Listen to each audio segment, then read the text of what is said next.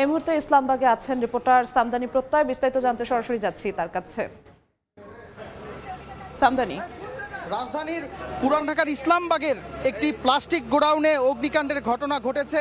কিছুক্ষণ আগেই fire service এখানে এসে পৌঁছেছে এবং ফায়ার সার্ভিসের পক্ষ থেকে আমাদেরকে জানানো হয় যে দুপুর 1:30টার দিকে তারা অগ্নিকাণ্ডের খবরটি পায় এবং অগ্নিকাণ্ডের খবর পাওয়ার পরপর তাদের 6টি ইউনিট ঘটনাস্থলে চলে আসে এবং তারপর থেকেই এখানে উদ্ধার ফায়ার সার্ভিস, সেনাবাহিনী, বিজিবি সহ বিভিন্ন আইনশৃঙ্খলা রক্ষাকারী সদস্য এবং উদ্ধারকারী দলগুলোর তৎপরতা শুরু হয়েছে। ইতিমধ্যে ফায়ার সার্ভিসের প্রায় 10টি ইউনিট এখানে এসে পৌঁছেছেন এবং তারা কাজ শুরু করেছেন।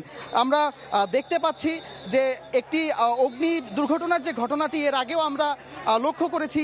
ঢাকায় গেল কয়েকদিন ধরেই মিরপুরের রূপনগর, এরপর আন্তর্জাতিক বিমানবন্দর, করাইল বস্তির অগ্নিকাণ্ডের ঘটনাগুলোর পর আবারও ঢাকায় এই বিভীষিকাময় অগ্নিকাণ্ডের ঘটনাটি ঘটেছে। আজ বেলা 1:30টার দিকে এই অগ্নিকাণ্ডের ঘটনাটি গণমাধ্যমের কাছে আসে ফায়ার সার্ভিসের বরাতে।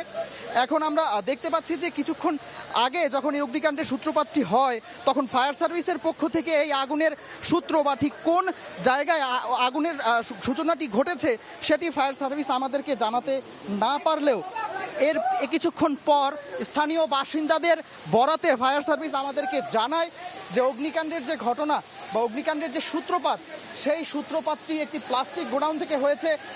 দর্শক, আপনারা জানবেন যে পুরান ঢাকার এই ইসলামবাগ যে এলাকাটি, এই ইসলামবাগ অত্যন্ত জনাকীর্ণ একটি এলাকা এবং অনেক ঘনবসতিপূর্ণ একটি এলাকা। এই ধরনের জায়গাগুলোতে যখন অগ্নিকাণ্ডের ঘটনা ঘটে সেইখানে প্রাণহানির চেয়ে গুরুত্বপূর্ণ বিষয় হয়ে দাঁড়ায় আগুনের নিয়ন্ত্রণ।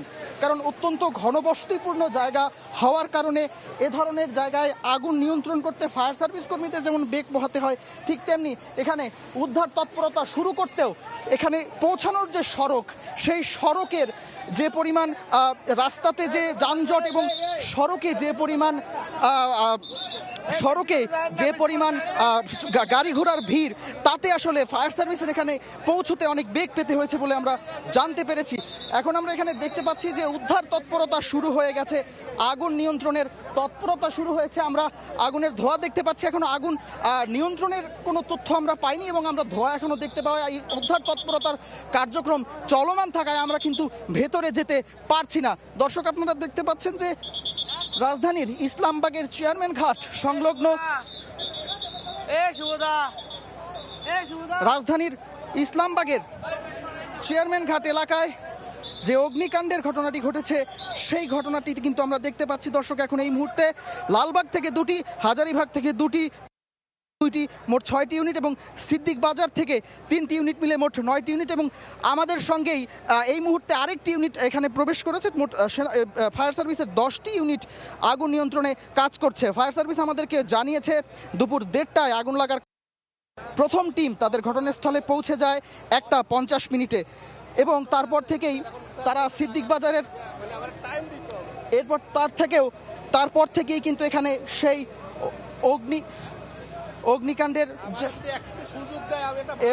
অগ্নিকাণ্ডের যে ঘটনাটি, সেই ঘটনাটিতে নিয়ন্ত্রণে কাজ করে যাচ্ছে। ফায়ার সার্ভিস আরও জানিয়েছে যে 3টি ইউনিট এখনও ঘটনাস্থলে আসার পথে রয়েছে। ফায়ার সার্ভিস জানিয়েছিলেন যে ঘটনাস্থল থেকে কেউ কেউ বলছে যে প্লাস্টিকের গোডাউনে, আবার কেউ বলেছে যে বাসা থেকে আগুন লেগেছে। তবে কিছুক্ষণ আগেই ফায়ার সার্ভিস আমাদেরকে জানায় যে প্লাস্টিকের গোডাউন থেকেই অগ্নিকাণ্ডের ঘটনাটি ঘটেছে। বেলা 1:30টার দিকে আমরা প্রত্যক্ষদর্শীদের সঙ্গে কথা বলার চেষ্টা করতে চাচ্ছি।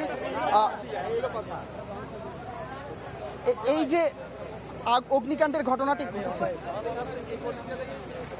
এই যে অগ্নিকাণ্ডের ঘটনাটি ঘটেছে, সেই অগ্নিকাণ্ডের ঘটনায় কখন আগুন লাগলো বা আপনারা কখন দেখতে পারলেন যে এখানে একটা দিকে রাতে 1টা দিকে খবর পাইছি যে ঘোরানে আগুন লাগছে। তখন আমরা ছোটাছুটি করে দৌড়ে আসি। আমরা এখানে আসার পরে ফায়ার ব্রিগেডের সাথে সাথে এসে পড়ছে, লাইন ক্লিয়ার আছে, সাথে সাথে এসে পড়ছে। কিন্তু পানির অভাবে আমরা কি করি, নদী বন্দরে পানি উঠান যায় না, পানি দেওয়া আবর্জনা, এই জন্য পানি এই জন্য একটু বেশি লেগে গেছে। নদীতে পানি উঠানো যাচ্ছিল না কেন? আবর্জনা ভরা, পাইপ আটকে জায়গা এগুলা পাইপ লাগাচ্ছে ময়লা জমা জায়গা এই কারণে একটু বেড়ে গেছে কখন আগুন আপনি কখন দেখতে পেলেন এবং কখন আসলে এখানে আসলেন? আমি আসছি হলো এখানে 1:30টার দিকে, তারপরেই দেখি পুরো রাস্তা অফ হয়ে গেছে, বলতেছে এখানে পানি দিয়ে আগুন লাগছে। এখানে 1টার দিকে ওনার আসছে, পরে এখানে ধাউ ধাউ করে আগুন জ্বলতেছে। তারপরে কোনো রকম ফায়ার সার্ভিস গাড়ি আসছে, কিন্তু পানি দিতে পারতেছে না উপরে, পানি দিলেই পানি শেষ হয়ে যাচ্ছে, আর পানি সব এখানে ফায়ার সার্ভিস গাড়িতে নিচে পড়ে যাচ্ছে। লাস্টে পরে নদীর থেকে পানি উঠে যাচ্ছে, তাও কি ময়লা আবর্জনাতে পানি যাচ্ছে না, এমন অবস্থা হয়েছে। দর্শক, আমরা কথা বলছিলাম এখানে কয়েকজন প্রত্যক্ষদর্শীদের সঙ্গে। তারা বলছিলেন যে এটি বুড়িগঙ্গার পাশে হলেও বুড়িগঙ্গার যে আবর্জনা এবং বুড়িগঙ্গা নদীর যে দূষণ, সেই দূষণের কারণে সেই জায়গাটি থেকে পানি উত্তোলন করা অত্যন্ত দুরূহ হয়ে যাওয়ার কারণে কিন্তু এখানে উদ্ধার তৎপরতা শুরু করতে কিছুটা দেরি হয়ে গেছে। প্রত্যক্ষদর্শীরা আমাদেরকে জানাচ্ছেন যে কোনো মুহূর্তে অগ্নিকাণ্ডের ঘটনাটি ঘটার কিছুক্ষণের মধ্যেই ফায়ার সার্ভিস এখানে এসে উপস্থিত হয়েছে।